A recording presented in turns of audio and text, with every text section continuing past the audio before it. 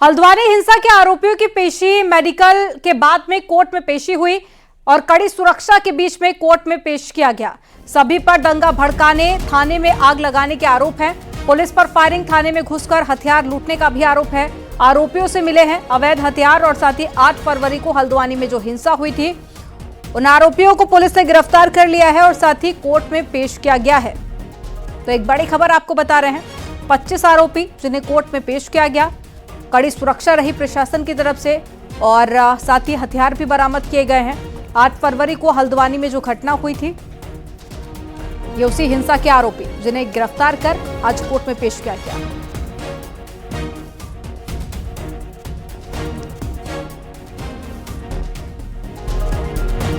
और ज्यादा जानकारी के साथ में शैलेंद्र नेगी जुड़ गए हैं फोन लाइन पे। शैलेंद्र, सभी को कोर्ट में पेश किया गया, बताइए क्या अपडेट है? देखिए, अभी तक इस पूरे मसले 30 आरोपियों की गिरफ्तारी हो चुकी है, जिसमें से 5 आरोपियों की जो पेशी है वो शनिवार को हुई थी, जिसमें लेकिन जो 25 आरोपी हैं वो रविवार को गिरफ्तार किए गए थे और जिसके बाद आज उनकी जो सेशन कोर्ट है हल्द्वानी में वहां पर उनकी पेशी चल रही है। इस समय एक एक कर उनको पेश किया जा रहा है और इन पर सब पर गंभीर आरोप हैं। गंभीर आरोप इस तरीके के हैं क्योंकि इन्होंने थाना फूका और न सिर्फ थाने में आग लगाई बल्कि वहां जो सरकारी असलहे रखे हुए थे वो भी ये लेकर चले गए और इनसे जब पूछताछ की गई है, इनकी घर की जब तलाशी ली गई है तो कई अवैध हथियार भी इनके घरों से बरामद किए गए हैं।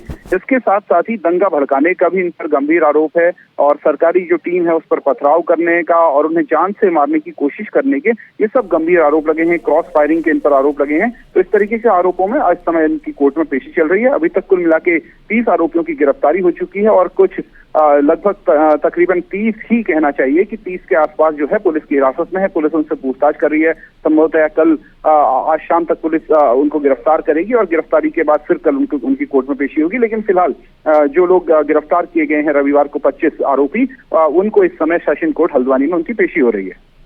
आप नजर बनाए रखिएगा। शैलेंद्र, जानकारी साझा करने के लिए बहुत शुक्रिया आपका।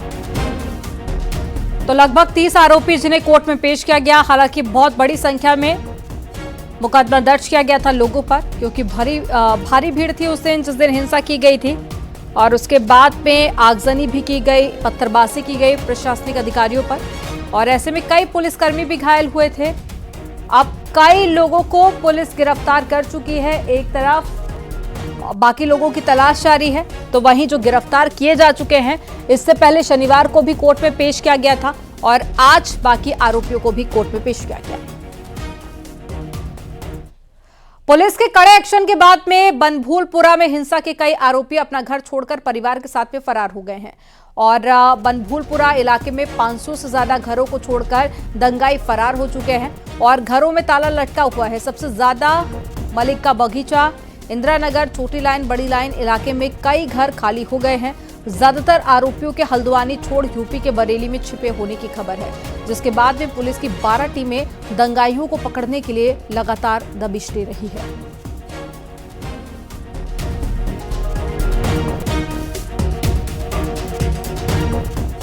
बनभूलपुरा हिंसा के बाद में प्रशासन का एक्शन जारी है और जहां एक तरफ दंगाइयों की धरपकड़ जारी है तो वहीं जिलाधिकारी ने बनभूलपुरा थाना इलाके के 120 गन लाइसेंस को निरस्त कर दिया है। 8 फरवरी को बनभूलपुरा इलाके में हुई हिंसा के बाद में डीएम ने यह फैसला लिया था। भी उस दिन की जो वायलेंस हुई थी उसके बाद से बनभूलपुरा में स्थिति सामान्य है। हल्द्वानी के अन्य क्षेत्रों में भी स्थिति सामान्य है, कंट्रोल में है। हल्द्वानी की जो भी अन्य जनजीवन की जो भी चीज़ें होती हैं, बसेस हैं, ट्रेन्स हैं, everything has been started again. Schools खुल गए हैं, बाजार ओपन हो गए हैं। बनभूलपुरा क्षेत्र तक ही सारे रेस्ट्रिक्शंस अभी लिमिट करे गए हैं। सर्च ऑपरेशंस वगैरह चल रहे हैं। जिन लोगों को चिन्हित किया गया है उनके खिलाफ पुलिस एक्शन ले रही है। अभी कुछ जो शस्त्र लाइसेंसेस हैं उस एरिया के, जो पुलिस रिपोर्ट में हम लोगों को इंटीमेट करे गए थे, वो सारे निरस्त करे गए हैं। अभी फ़िलहाल के लिए लगभग 120 लाइसेंसेस निरस्त हुए हैं। आगे भी जो इन्फोर्समेंट की एक्टिविटीज़ हैं वो लगातार हम लोग कर रहे हैं। पूरा प्रयास है कि हल्द्वानी में शांति बनी रहे। हल्द्वानी हिंसा का आज 5वां दिन है। बनभूलपुरा थाना क्षेत्र में आज भी कर्फ्यू है और दूसरे इलाकों में कर्फ्यू में छूट दी गई है। वहीं कर्फ्यू वाले इलाके में जरूरी सामान को लेकर छूट दी गई है। मेडिकल सुविधा के साथ ही दूध, सब्जी और राशन की सप्लाई जारी रहेगी। बनभूलपुरा में अंदर कई लेयर की सुरक्षा लगाई गई है और चप्पे चप्पे पर पुलिस फोर्स तैनात की गई है ताकि किसी भी तरह की अब आगे शांति भंग करने की कोई कोशिश ना कर सके।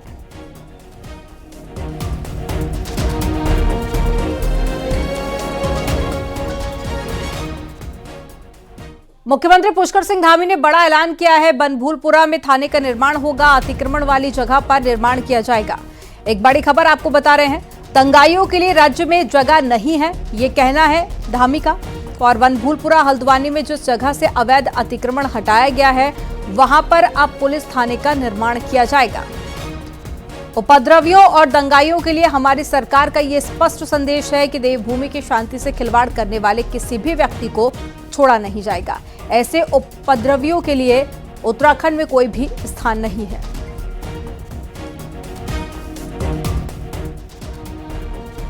एक बड़ा ऐलान किया है मुख्यमंत्री पुष्कर सिंह धामी की तरफ से। हल्द्वानी में अवैध निर्माण किया गया था, अब उस निर्माण को जब तोड़ा गया तो सीएम का कहना है कि वहां पर थाना बनाया जाएगा। सारा जानकारी के साथ में पुलकित शुक्ला जुड़ गए हैं। पुलकित, एक बहुत बड़ा ऐलान इसे कह सकते हैं जो सीएम धामी की तरफ से किया गया है। एक बड़ा संदेश भी उन्होंने दे दिया है और जो जमीन से अतिक्रमण को हटाया गया था वहां पर थाने बनाने का भी ऐलान कर दिया है।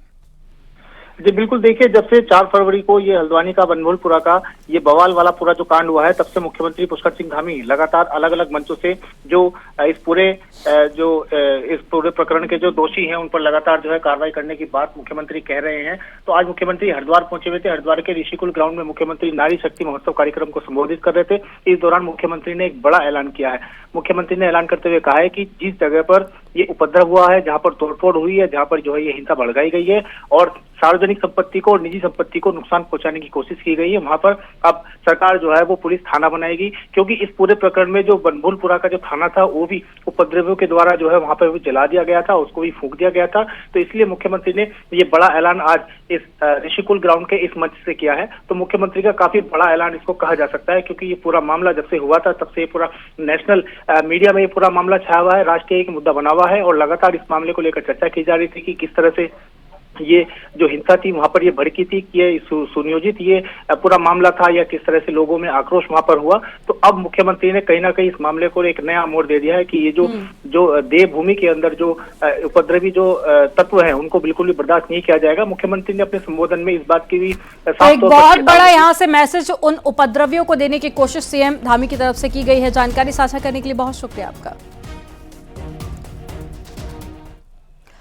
हल्द्वानी में हुई हिंसा के मामले में अब प्रशासन बड़ी कार्रवाई की तैयारी कर रहा है। हल्द्वानी के नगर आयुक्त पंकज उपाध्याय का दावा है कि नगर निगम की संपत्ति को नुकसान पहुंचाने वाले दंगाइयों के घरों की पहचान की जा रही है और इन्हें नुकसान की पूरी भरपाई देनी होगी और रिकवरी की जाएगी, पाई रिकवर किया जाएगा। इससे पहले सीएम धामी की तरफ से भी ये कहा गया था। पुलिस की जैसी भी रिपोर्टें प्राप्त होती रहेंगी वैसी वैसी कार्रवाई आगे बढ़ती रहेगी और मेरा मानना है कि उपद्रव करने वाले लोगों को जो भी नियम संगत व्यवस्थाएं उसके अंतर्गत दंडित करने का काम किया जाएगा। सिंपल सी बात आप समझिए कि पहले भी ताड़बाड़ कर दी गई थी, कार्रवाई के दौरान जो थोड़ी क्षतिग्रस्त हो गई उनको भी पूरा कर लिया जाएगा और पूरे जो वहां पर स्ट्रक्चर थोड़े बहुत बचे होंगे, अधूरे होंगे, उनका मलबा है, उनको मलबे को साफ करते हुए उसको राजकीय उपयोग में लाए जाने की तैयारी है।